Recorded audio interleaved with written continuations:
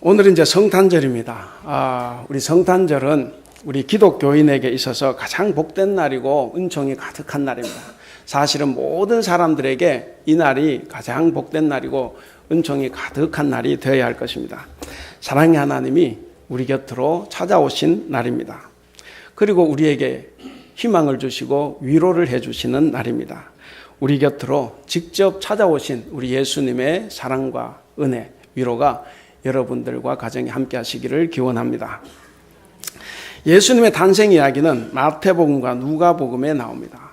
마태복음보다는 누가복음이 조금 더 길고 그리고 조금 더 좋은 내용으로, 아름다운 내용으로 되어 있습니다. 그래서 마태복음의 동방박사 이야기보다는 누가복음의 목동들의 이야기, 마국간의 이야기가 훨씬 더 친근감이 있습니다.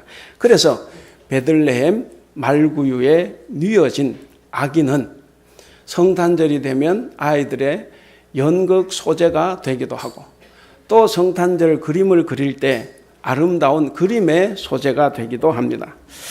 오늘 본문은 주님께서 세상에 오신 근본적인 의의를 다시 한번 생각해 보게 하는 아주 귀중한 본문입니다. 특별히 오늘 말씀을 근거로 해서 예수님 탄생의 역사성과 그리고 성경에 이미 계시된 그 계시성을 한번 찾아보려고 합니다.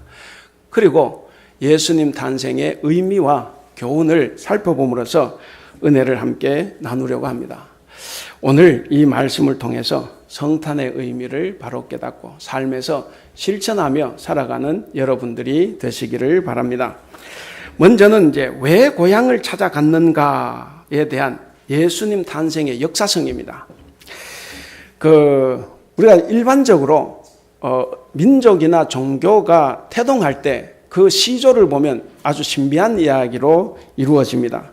고물 어머니로 하는 우리 당군 신화나 하늘에서 아주 큰 박과 같이 큰 알에서 태어났다고 하는 박혁 거세 이야기나 또는 어머니 뱃속을 차고 나와서 동서남북 7보를 걸으면서 천상천하 유아독존했다고 하는 이 석가모니의 탄생 이야기들이 다 그렇습니다. 뭔가 신비한 이야기입니다. 그런데 여기에 비해서 예수님의 탄생 이야기는 역사적인 사실에 바탕을 두고 있습니다. 오늘 본문이 그것을 이야기합니다. 예수님은 로마 황제 가이사 아구스도, 그래서 우리 성경 본문의 가이사 아구스도, 그러니까 가이사 아구스투스 재위 기간에 예수님이 태어납니다. 이 황제는 주전 14년부터 주 37년까지 통치를 했으니까 예수님 살아생전에는 이 황제 하나밖에는 없었습니다. 오늘 본문은 바로 이 로마 황제 가이사 아구스투스가 천하의 인구 조사를, 인구 등록을 하라라는 이 명령으로 예수님 탄생의 역사적인 사건을 시작하고 있습니다. 왜 인구 조사를 하겠습니까? 아구스투스가 왜 인구 조사를 했겠습니까? 그것은 세금 징수와 또 식민지 백성들의 통제를 위한 목적입니다. 그래서 호정령을 내리게 되자 로마 세계에 있는 모든 식민지 백성들은 다 인구 등록을 해야 됩니다. 호적 등록을 해야 됩니다. 할 때 자기 고향으로 가야 됩니다. 참 번거롭죠. 귀찮아요. 이게 이동하는 것이. 우리도 모르겠습니다. 10수년 전까지 그랬습니까? 호적 등본을 떼면 어디로 가야 됩니까? 꼭 자기 고향 동사무소나 면사무소 가야 돼요. 아니면 전화해서 우편으로 보내달라고 해야 됩니다. 이 굉장히 귀찮은 거죠. 그러니까 그랬다고 하면 2000년 전 당연하겠죠. 당연히 자기 동네, 자기 고향으로 가야 됩니다. 모든 사람은 다 이 귀찮지만 다 떠나가야 됩니다. 왜? 황제의 명령이니까. 그래서 요셉과 마리아도 다윗의 가문이었기 때문에 다윗의 고향 유대 땅 베들레헴으로 가야만 했습니다. 아마도 태어나서 자기가 자란 동네에서 한 번도 떠나보지 못했을 것 같아요. 자기가 자란 나사렛 동네에서 한 번도 외부로 떠나보지 못했을 것 같은 이 요셉과 마리아는 멀고 먼 고향의 땅 베들레헴을 찾아 나가야 됩니다. 그 이야기가 바로 오늘 로마 황제 호정령 때문이다 하는 것을 이야기하고 있습니다. 황제의 명령 거부할 수 없습니다.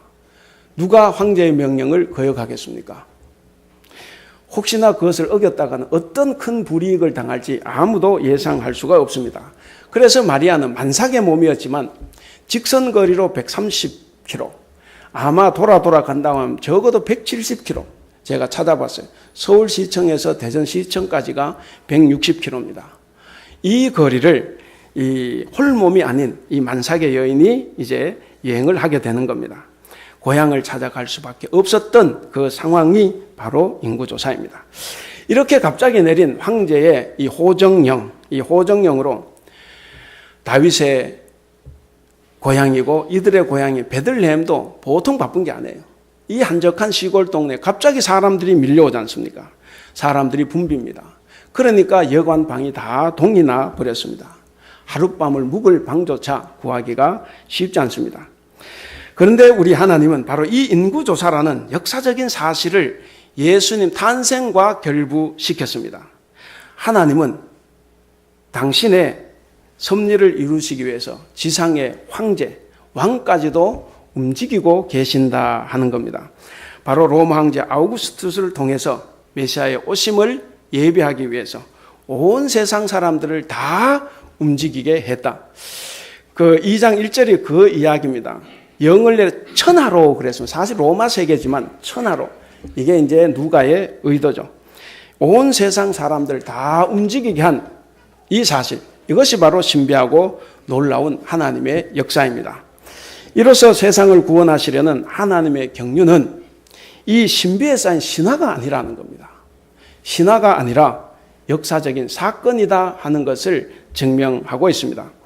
다시 말씀을 드리면 이 예수님의 오심을 온 세상이 주목하는 역사적인 사건이 되게 하셨다 하는 겁니다. 그래서 예수님의 탄생은 인류 역사를 BC와 AD로 나눕니다. BC는 뭡니까? Before Christ. 그래서 예수님 탄생 전. 그래서 교회에서는 주전 이렇게 이야기합니다. AD는 라틴어입니다. Anno Domini. 그래서 예수님 탄생 후. 더 정확하게는 우리 주님 오심의 해로부터 이런 뜻입니다. 그래서 줄여서 AD 이렇게 이야기합니다. 역사를 영어로 뭐라 그럽니까? 이 히스토리 그러지 않습니까? 그러니까 히스 스토리. 그의 이야기가 역사입니다. 그는 누구겠습니까? 당연히 우리 주님 예수 그리스도이십니다. 여기서 보듯이 이 예수님의 탄생이 역사의 정점이자 전환점을 이루었다 하는 것입니다. 우리는 이러한 역사의 진리 앞에서 우리의 믿음을 다시 한번 확인하고 또 확인해야 합니다. 예수 그리스도가 역사의 주인이시고 역사의 중심입니다. 우리의 믿음은 역사의 주인이신 우리 주님의 삶과 가르침을 본받아 살아가는 것임을 우리는 명심해야 합니다. 두 번째로는 왜 베들레헴에 탄생하셨는가에 대한 구약 성경의 계시에 관한 부분입니다. 여기 유대 백성뿐만 아니라 온 지구상의 백성들이 다 기다렸다고 볼 수 있는 이 구세주의 탄생은 이미 구약 성경에 다 예언이 돼 가지고 있었습니다. 베들레헴이라는 동네에서 탄생하신다고도 기록이 되어가 있고, 그리고 이 메시아 대망 사상은 이 구약 성경에 오랫동안 사람들이 품고 있었던, 성경에서 품고 있었던 그런 사상입니다. 구유에 누여진 아기 예수님은 다윗의 동네에서 나신 구주이십니다. 천사가 전해주는 아기 예수님의 탄생 소식의 핵심은 11절이죠. 우리가 11절을 다 같이 한번 읽어보겠습니다. 2장 11절 시작. 오늘 다윗의 동네에 너희를 위하여 구주가 나셨으니 곧 그리스도 주시니라. 아멘. 야, 여기 보면 이제 그 구주가 나셨습니다. 성경 사무엘상 17장 12절에 보면 다윗을 베들레헴 사람이라고 이야기합니다. 다윗을 베들레헴 사람이라고 하고, 그래서 다윗의 동네를 베들레헴이라고 말을 합니다. 우리 예수님도 다윗의 후손으로 오셨기 때문에 베들레헴에서 탄생하셨습니다. 이것뿐만이 아니라 성경은 이미 700년, 800년 전에 다 예언을 해놓았습니다. 메시아의 오심을 다 예언했는데 우리가 잘 아는 본문 이사야 11장 1절에 보면 어떻게 되어 있습니까? 이새의 줄기에서 한 싹이 난다 그랬습니다. 이새의 줄기. 그러니까 메시아는 다윗 가문에서 태어난다 하는 것을 이야기했습니다. 그리고 미가서 5장 2절에 보면 오늘 성시 교독에도 나왔습니다. 베들레헴 에브라다야, 이스라엘을 다스릴 자가 네게서 내게로 나올 것이다. 그러니까 메시아가 베들레헴에서 탄생한다는 것도 이미 700여 년 전에 다 예언이 되어 있었습니다. 오늘 본문에서는 이 천사는 다윗의 동네에서 구주가 나셨다라고 선포합니다. 여기서 천사가 전해주는 아기 예수님의 탄생 소식은 당시 사람들 처음 들어보는 이야기가 아니에요. 그저 어느 날 들린 소리가 아닙니다. 듣도 보도 못한 이야기가 아니에요. 바로 율법과 예언서, 이 성경에서 이미 선지자들의 예언 내용을 재확인시켜주고 있는 것입니다. 이것은 이 유대인들 가운데 오랫동안 알려진 메시아에 대한 이 약속을 한번 기억나게 해주는 역할도 합니다. 그러니까 메시아의 탄생이 우연한 일이 아니라 뭡니까? 오래전에 이미 예언자를 통해서 예언이 됐다는 거죠. 적어도 750년 전, 예수님 탄생 750년 전에 예언이 된 사건이라는 것입니다. 이 예수님 탄생에 관한 이런 역사적인 사실이 성경 예언을 이루기 위한 하나의 하나님의 섭리였다는 거죠. 우리 역사는 그냥 흘러가는 것 같습니다. 그러나 그냥 흘러가는 것이 아니라 하나님의 섭리가 거기에 있다 하는 것을 여기에서도 확인할 수 있습니다. 그렇기 때문에 이 하나님의 역사, 이것이 놀랍고 신기할 따름입니다.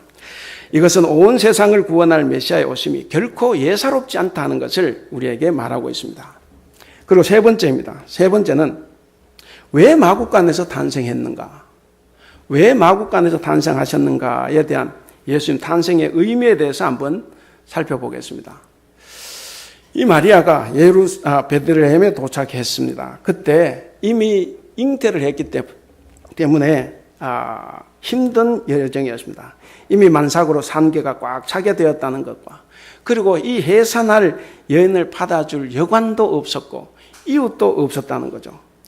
결국 그래서 이 아기를 마구간에서 낳을 수밖에 없었다 하는 겁니다. 이건 무엇을 이야기합니까? 세상의 비정한 면을 이야기하고 있습니다. 성도 여러분, 구유가 대단히 낭만적으로 혹시 보이십니까? 구유는 결코 낭만이 아니에요. 낭만이 아닙니다. 이것은 슬프고 비참한 이야기입니다. 여러분, 마구간의 여물통, 짐승의 먹이통이 깨끗하겠습니까? 냄새나고 더럽고 지저분하고 그리고 춥고. 저도 고향에 있을 때 우리 집에 소여물 구유가 있었어요. 냄새 나죠? 예수님은 이처럼 더럽고 춥고 냄새나는 구유에서 태어나셨다 하는 겁니다. 그러면 왜 메시아로 오신 우리 예수님께서 이 비참한 구유에서 누이게 되었을까 하는 겁니다. 왜 구유에 누웠을까? 그 이유를 누가는 짤막하게 한 문장으로 말하고 있습니다. 7절 끝입니다. 뭡니까? 이는 여관에 있을 곳이 없음이러라 그랬습니다. 그 어디에도 예수님을 받아줄 만한, 예수님께서 태어날 만한 방이 없었다 하는 이야기입니다. 요셉과 마리아 부부가 잠시 머물 방이 없는 것이 아니라 우리를 위해서 이 땅에 오신 하나님의 아들, 아기 예수님이 누울 방이 없었다는 이야기입니다. 성도 여러분, 예수님은 저 높고 영화로운 하늘의 보좌와 그리고 하늘에서 가졌던 모든 기득권을 버리고 불쌍한 우리 인간들을 위해서 이 낮고 천한 땅에 오셨습니다. 여기에 오셨지만 세상에는 그분을 맞이할 단 한 칸의 방마저도 없었다 하는 이야기입니다. 여관 주인이든 동네 사람들이든 이 만삭의 여인이 방을 구하러 다니면 아마도 자기 방을 내주지 않았을까? 여관 방이 없으면 내 방이라도 쓰라고 내주든가 아니면 나하고 같이 쓰자고 하든가 아니면 가정집도 많았으니까 그런 가정에서 이 여인이 애를 낳게 됐으니까 자기 집으로 불러들일 수도 있음에도 불구하고 이런 일이 없었다는 거예요. 그래서 그 시대가 죄악이 많았다 하는 겁니다. 여러분, 비행기 타고 가다가 혹시 애를 출산하면 어떤 일이 벌어집니까? 아이, 왜 비행기에서 애 놓는 거야? 애 낳고 타지. 이런 사람 없죠? 그 항공사에서 평생 이 아이에게 무료 항공권을 주고 그렇게 하잖아요. 왜? 새 생명의 탄생이니까. 그러나 당시 세상은 충분히 관심과 자비를 베풀 수 있음에도 불구하고 세상 전체가 예수를 위해서 방 한 칸 내주지 않았다 하는 이야기입니다. 그만큼 자비가 없었고 여유가 없었다 하는 것을 보여주고 있습니다. 그것도 하나님을 믿는 저 유대인들. 다 유대인들이지 않습니까? 그런데 이 유대인들이 먼저 예수님을 영접하고 환영하기는커녕 도리어 무시하고 천대했습니다. 예수님은 자기 백성 유대인들한테서 거부당한 거예요. 그것도 뭡니까? 자기 고향 동네 다윗 가문 사람들에게서 문전박대를 받았습니다. 돌아가실 때도 하나님을 가장 잘 믿었던 이 유대교 신자들로부터 버림을 받았던 겁니다. 이것이 바로 구유에 뉘어진 악의의 실상입니다. 오늘 본문을 자세히 보면 구유를 사용하는 주체가 누굽니까? 짐승이죠. 가축입니다. 가축이 그 자리에 있습니까? 없습니까? 그런 말 없어요. 그러니까 그 자리에 있었다는 언급이 없는 것을 우리가 좀 눈여겨봐야 되겠다 생각을 합니다. 만약 그 구유의 주인인 이 가축이, 짐승이 거기 있었다면 어떻게 해야 돼요? 그 짐승은 아기 예수를 위해서 자기 방을 내준 거예요. 그리고 자기 죽통, 여물통, 이 구유도 자기가 아기 예수를 위해서 내줬다는 겁니다. 사람과 다르다는 거죠. 그래서 이사야는 이사야 1장 3절에 보면 이런 예언을 합니다.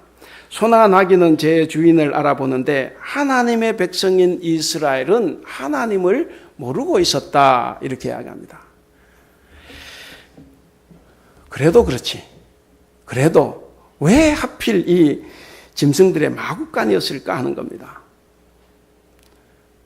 왜 마구간이었을까?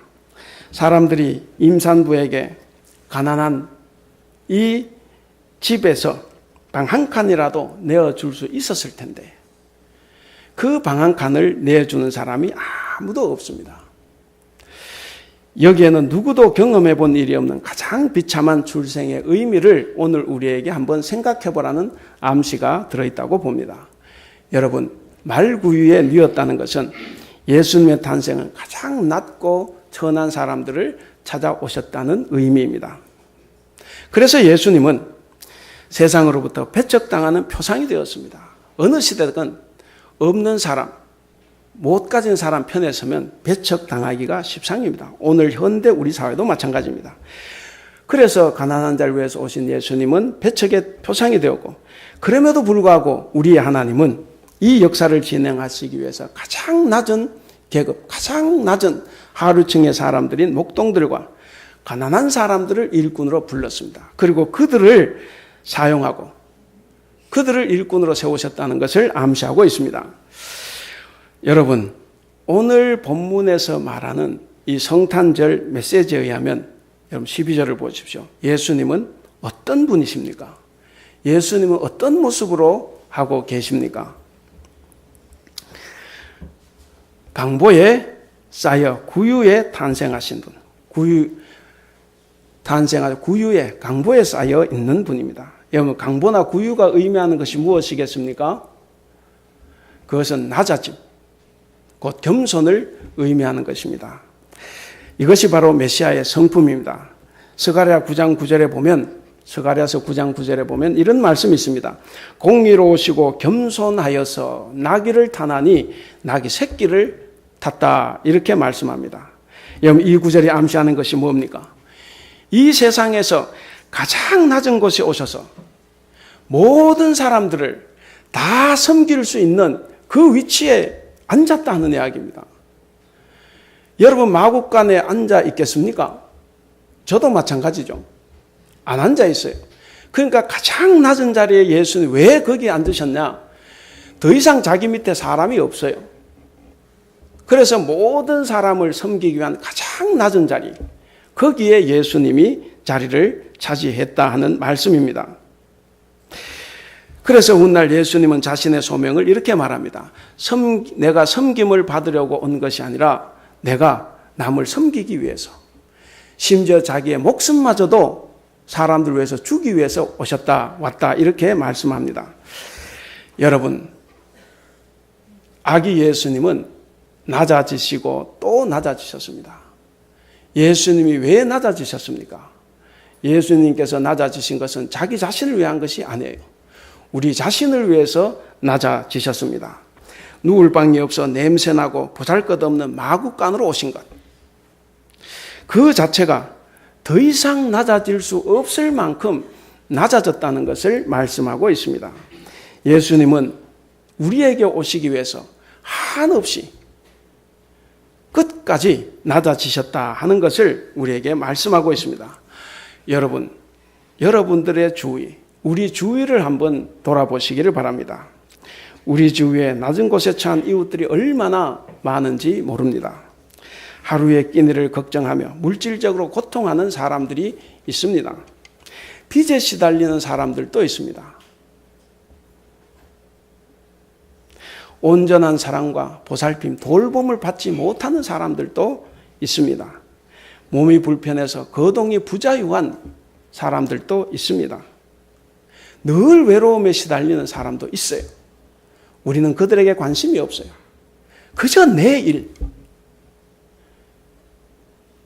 나의 이익을 어떻게 하면 지킬까? 내 명예를 어떻게 하면 지킬까? 우리 세상은 당시의 세상과 비슷하다는 겁니다. 안타깝게도 세상이 향하는 시선은 결코 이들에게 있지 않습니다. 오히려 정반대로 세상은 더 높은 곳을 향해서 시선을 돌리고 있습니다. 사람들은 부정한 방법을 써서라도 어쨌든 상대방을 이기고 내가 그 자리를 차지하려고 합니다. 그리고 자기의 이름을 드러내고 세상의 주목을 받고자 합니다. 이것이 때로는 행복이고 자랑이라고 말하기도 합니다. 사랑으로 남을 감싸주고 보듬어주며 이 험한 세상을 살아갈 때 서로에게 힘이 되는데 그럴 수 없는 현실이 우리에게 있다는 것은 참으로 서글픈 이야기입니다. 그런데 우리를 더 슬프게 하는 것은 예수를 믿고 따르자고 소리치는 우리 한국 교회, 물론 더 심하게는 대형 교회를 들 수가 있겠지만 그렇게 소리치는 목사들에게서, 그리고 교회 중심에서 일하는 성도들에게서 낮아지거나 섬기는 이 모습을 찾아볼 수 없는 것은 우리의 슬픈 자화상입니다. 그 결과가 어떻게 됐습니까? 많은 사람들이 예수님과 등졌습니다. 예수님에게서 떠났습니다. 교회를 떠났습니다. 참으로 안타깝기 그지없는 이야기입니다. 이런 점에서 우리 성도들은 이 성탄절을 맞이해서 이 성탄절만이라도 우리는 예수님께서 왜 마구간에 오셨는가? 예수님께서 왜 말구 위에 누우셨는가를 우리는 제3, 제4 우리 스스로에게 질문하고 답을 해야 합니다. 그리고 성탄의 정신이 우리 시대에 와서 어떻게 왜곡이 되어 있는가를 우리는 깊이 성찰을 해야 합니다. 남을 짓밟고 해치면서 위로 올라가려는 이 세속주의, 이 성공주의와는 달리 세상을 살려내기 위해서라면 한없이 아래로 밑으로 내려가는 삶을 우리는 다짐하고 실천에 옮기는 것, 이것이 이 성탄에 우리에게 오신 예수님의 정신을 구현하는 것입니다. 이제 마지막으로 네 번째 결론 부분입니다. 예수님 탄생의 교훈을 한번 생각해 보겠습니다. 교훈이 뭐겠습니까? 한 문장으로 말씀드리면, 지난주에는 예수님을 만나기 위해서는 변방으로 가야 된다 이야기했습니다. 그 형식으로 말씀을 드리면 메시아를 만나기 위해서는 마구간으로 가야 합니다. 성탄과 관련해서 언젠가부터 우리 한국 개신교회가 비판을 받고 있는 것 하나가 있습니다. 이 대형 교회들이 성탄절 장식을 하는데 마구간, 구유를 대리석으로 치장을 합니다. 빛과 번쩍한 대리석에 번들번들한, 그리고 거기에 있는 사람 좋은 옷을 입고 있어요. 좋은 옷을 입고 좋은 모습으로 있습니다. 정말 그랬겠습니까? 마구간은 짐승들의 배설물이 깔려 있는 곳입니다. 여러분, 유대사회 이스라엘 땅 아시죠? 낮에는 뜨겁습니다. 밤에는 무진장 추워요. 그래서 하나님께서 이스라엘 백성들 출애굽시키셔서 뭘 주셨습니까? 낮에는 구름 기둥, 밤에는 불 기둥이에요. 왜? 추위에 얼어 죽으니까. 이 마구간은 뭡니까? 추위에 얼어 죽을 수 있는 곳입니다. 추위를 피할 수도 없는 곳, 비바람도 제대로 막지 못하는 그런 초라한 곳입니다. 가장 낮은 사람이 되어서 섬기는 종의 자세를 앞장서서 보여줘야 될 우리 한국에 계신 교회가 이 출세지향적인 사람들 앞세워서 역사의 중심부로 이동을 하고 있습니다. 전혀 예수님의 말씀과 가르침과는 동떨어져요. 과거에 정부 정책에 반대하는 이 대형교회 목사님들이 모여서 한 일이 이 교회 다니지 않는 사람들에게도 공분을 산 것이 있습니다.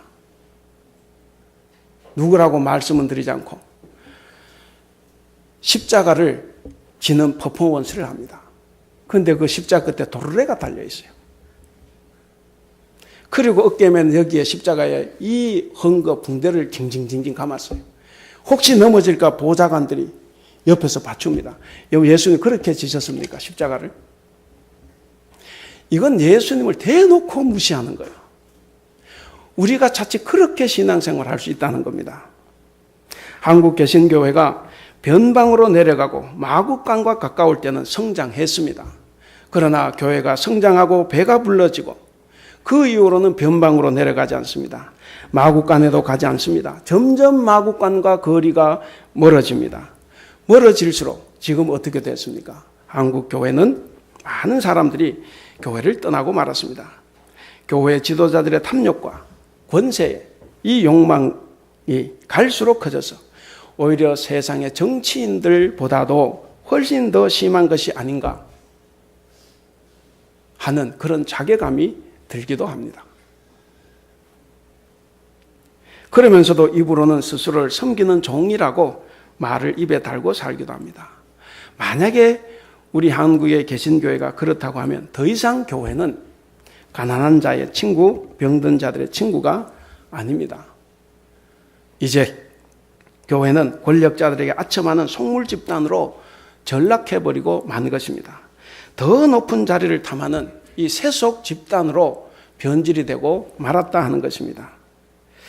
성도 여러분, 우리는 이 성탄절에 1년에 한 번 돌아오는 이 성탄절에 마구간에 오시는 구유에 뉘어진 아기를 우리는 다시 한번 주목을 해야 합니다. 우리가 메시아를 만나기 위해서 우리는 무엇을 해야 할 것인가 하는 것을 우리는 분명하게 결심해야 됩니다. 그리고 행동으로 옮겨야 합니다. 여러분, 이것은 특별한 준비가 필요한 것이 아니에요. 밤에 양떼를 치던 목동들이 특별한 준비를 했습니까? 아니에요. 그냥 그 말을 믿고 달려갔어요. 마구간을 찾아간 겁니다. 우리도 마구간을 찾아가면 이 일은 다 해결이 됩니다. 성도 여러분, 우리는 마구간으로 가야만 탄생하신 아기 예수님을 만날 수 있습니다. 여러분, 왕궁에 있지 않아요. 호텔에 있지 않습니다. 어마어마한 백화점이나 집에 있지 않아요. 당시에 화려한 성전에도 없었습니다. 예수님은 어디에 계십니까? 마구간에 계십니다. 예수님은 이처럼 철저히 낮은 곳에 임하셨습니다. 우리의 시선은 높은 곳이 아닌 낮은 곳을 향해 있어야 됩니다. 우리의 발은 마구간으로 달려가야 합니다. 성도 여러분, 우리가 이 성탄절에 이 말씀을 우리가 깊이 깨닫고 여러분들, 우리도 다 마구간으로 내려갈 수 있기를 바랍니다. 이제 말씀을 맺겠습니다. 여기 임신해 보신 분 많죠? 아기를 낳았어요. 누구에게 가장 먼저 전했습니까? 옛날 애인? 그럴 리는 없죠. 이게 전화 폰 번호가 잘못되지 않는 이상 누구에게 전합니까? 뭐 시어머니가 될 수도 있고 친정 어머니가 될 수도 있고 남편이 될 수도 있고 나를 위해서 가장 염려하고 기도해 주는 성도가 될 수도 있고 항상 나의 이 상태에 염려하는 어떤 누군가 될 수 있습니다. 중요한 건 뭡니까? 누굽니까? 자기에게 가장 귀중한 사람이에요. 자기가 가장 사랑하는 사람에게 전하게 된다는 겁니다. 여러분, 하나님이 아기 예수님의 이 탄생 소식을 누구에게 전했습니까? 저 보잘것없는 천대받는 목동들에게 전했습니다. 그럼 하나님의 사랑이 어디 있다는 거예요? 그들에게 있어요. 그런데 동방박사들이 잘못 예측을 해가지고 왕궁으로 가는 바람에 어떻게 됐습니까? 피비린내 나는 학살로 간 거예요. 성도 여러분, 오늘 주님은 낮고 천한 자의 구원자로 우리에게 찾아오셨습니다. 오늘 우리가 찾을 마구간은 어디입니까? 주님께서 그토록 사랑하셨고 그토록 관심을 가지셨던 그 사람들에게 있습니다.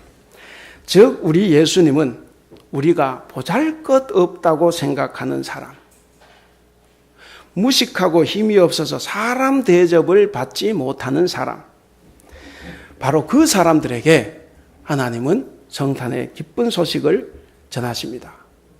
바로 그들에게 기쁜 소식이 되기 위해서 예수님이 오셨습니다. 그들은 다 역사의 중심부에 있는 사람이 아닙니다. 다들 변방에 있는 사람들입니다. 하나님은 이런 사람들을 섬기라고 오늘 우리에게 많은 것을 주셨어요. 많은 것을 우리에게 은혜와 복으로 주셨다는 것을 우리는 생각해야 합니다. 사랑하는 우리 성도 여러분, 우리에게 구원을 베푸시기 위해서 낮고 낮아지신 우리 예수님을 본받을 수 있기를 바랍니다. 철저히 낮아짐으로 세상의 소망이 되고 위로가 되는 그런 성도들이 되시기를 바랍니다. 오늘 탄생하신 예수 그리스도를 꼭 만나시고 변화된 삶을 살아가는 여러분들이 되시기를 바랍니다. 그렇게 살아가기를 결단하고 살아갈 때 우리를 도우시고 인도하시는 우리 주 예수 그리스도의 은혜와 복이 여러분들의 삶에 충만하기를 기원합니다. 기도하겠습니다.